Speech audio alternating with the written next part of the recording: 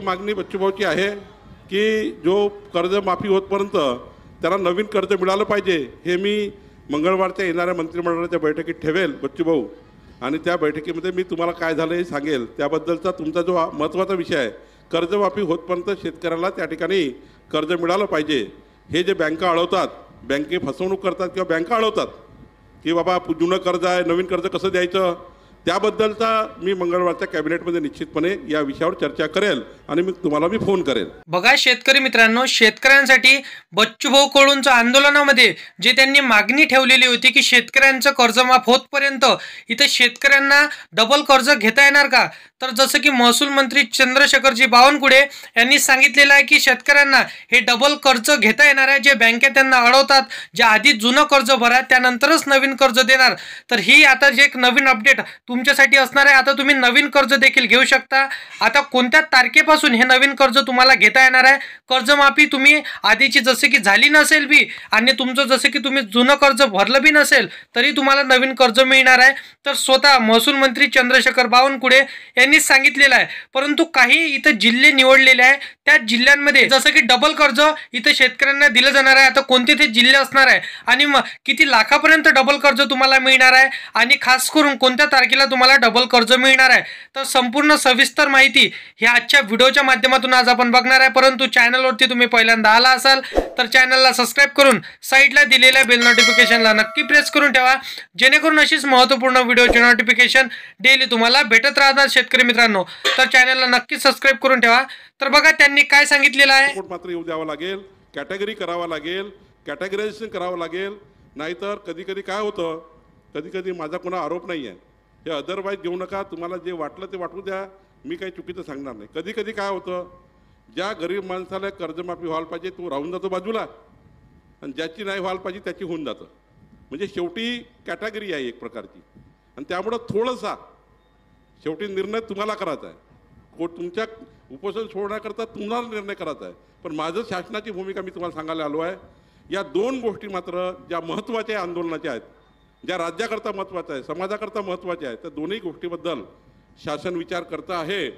माझी विनंती माननीय बच्चूभाऊ कडूंना आहे की शासनातर्फे विनंती आहे, माननीय मुख्यमंत्र्यातर्फे विनंती आहे. या ठिकाणी जसं 6 दिवस झाले आपण माझ्या संपर्कात आहे, आजही माझी विनंती आपल्याला आहे की आपण कृपया काही दिवस सरकारला वेळ द्यावा. पुढच्या या आठवड्यामध्ये, म्हणजे या आठवड्यात बाकी विभागाच्या बैठकी लावून मी निर्णय करून देतो.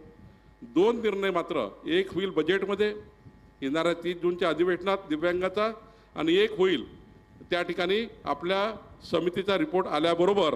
हे 2 त्या ठिकाणी विषयाला थोडा न्याय द्यावा लागेल किंवा वेळ द्यावा लागेल. एवढीच विनंती बच्चूभाऊला आहे.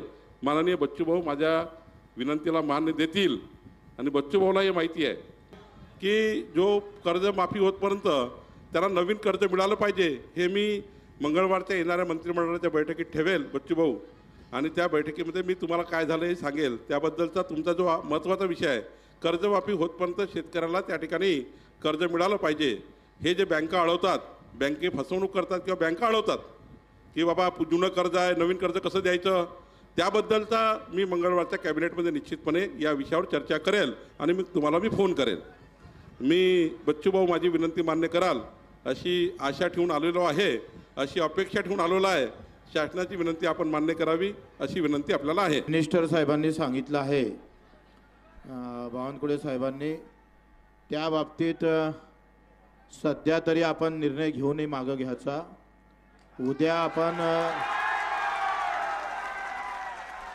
उद्या याच्यावर पूर्ण चर्चा करू. एक मात्र एवढं खरं आहे का एखादं कर्जमाफी लगेच, कर्जमाफी पहिली गोष्ट तर त्यांनी मान्य केलं का आम्ही कर्जमाफी करणार. तुमच्या सगळ्या आंदोलनाचं हे मोठं यश आहे का आतापर्यंत आपण जे काही आंदोलन केलं ते कर्जमाफी करण्याचा त्यांनी निर्णय घेतला आहे. फक्त आता तो निर्णय समिती गठीत झाल्यानंतर कोणाचं करायचं काय कसं असेल ते तर करावंच लागेल. तेवढा वेळ तर मी जरी मिनिस्टर असतो तर मलाही तेवढा वेळ द्यावा लागला असता. कारण कोणाचं असं नाही आहे उद्या कर्जमाफ सगळेचं माफ असं आपण नाही म्हणू शकत. कारण ज्याचं कष्टाचं पोट आहे त्या कष्टाच्या पोटालेच ते भेटलं पाहिजे, आणि श्रीमंताच्या घरात जाता कामा नये हा विषय तेवढाच महत्त्वाचा आहे आणि त्याच्यामुळं काही आपण जे 20% हमीभावाच्या 20% अनुदान देण्याचं कबूल केलं होतं, आता त्याच्या बाबतीत मीटिंग या वर्षीच्या हमीभावात देणार का पुढच्या वर्षीच्या ह्याच्यात देणार? कारण बावनकुळे साहेब, हे कर्जमाफी आम्ही तुम्हाला मागितली नसती. कालपर्यंत तुरीचे भाव 7,300 होते आणि काल आज 15 दिवस तुरीचे भाव 6,300 झाले, 1,000 कमी झाले. 25% सोयाबीन फक्त आपण खरेदी केलं, त्याच्यात अधिक व्यापाऱ्याची खरेदी झाली आणि उरलेलं सोयाबीन 3,500 4,000 तुम्ही शेतकऱ्याचीच मुलं आहे त्या भावात विकावं लागली. ही वस्तुस्थिती आहे. मी लागन तर रेकॉर्डसहित तुमच्यासमोर मांडू शकतो. आता एका इकडे हमी भाव भेटत नाही, मार्केटमध्ये जाऊन अतिशय खालच्या भावात आपल्याला विकावं लागतं. ते नाहीतर आम्हाला कर्जमाफी नकोच आहे तशी पाहिलं तर. आम्हाला जर भाव दिले तर आम्ही तर सरकारचंच कर्ज माफ करून टाकायचं. पण हे सगळ्या तुम्ही याच्यातून सगळे गेले, त्यासाठीच आम्ही म्हटलं होतं का MRGS मधून जर मजुरी जोडली MRGSला शेतीची पेरणी ते कापणीपर्यंत, तर उत्पादन खर्च कमी होईल आणि उत्पादन खर्च कमी जर झाला तर मग त्याचा नुकसान भरपाई झाली, गारपीट पडली किंवा अतिपाऊस आला किंवा कमी भाव झाले तर त्याचं जास्त नुकसान होणार नाही, कारण इकडे मजुरीचा खर्च निघालेला असेल. आता त्याच्यात बंदिस्त घेता येते शेतातले काम, पण ते पेरणी ते कापणी घेता येत नाही, हे थोडंसं मूर्खपणाचं लक्षण आहे. आणि मग ह्या सगळ्या गोष्टीवर आपण, कारण हे काही किचकट मुद्दे आहेत, ते बैठकीतच आपल्याला करावं लागेल. पण 2 मुद्द्यावर त्यांनी दिव्यांगाचा पगार किती वाढवणार हे सांगितलं जरी नसलं तरी मला वाटते, मला आशा आहे का इतर राज्यामध्ये 3 ते 4,000 आहे. आम्ही जरी 6,000 मागितला असेल तर 4,000च्या आत त्या दिव्यांगांना पगार देऊ नये असं आमची विनंती राहील. दुसरं असं का कर्जमाफीबाबत ज्यांना कर्ज आता फेडलं असेल, म्हणजे कर्ज त्याच्या अंगावर आहे, बरेच लोक सावकाराकडे गेले. आपल्या जिल्ह्यातले किमान 25 ते 30% लोक सावकाराकडे गेले आणि त्याच्यामुळे 4-4, 5-5 वर्षांना त्यांना कर्ज घ्यावं लागलं. आता कर्ज असल्यावरही त्याला नवीन कर्ज या हंगामात भेटलं पाहिजे, कारण कर्जमाफी व्हायला वेळ लागत असेल तर हे कर्ज त्याच्या अंगावर असलं तरी त्याला ते नवीन कर्ज भेटलं पाहिजे. त्या सुविधा सरकारनं करून दिल्या पाहिजे.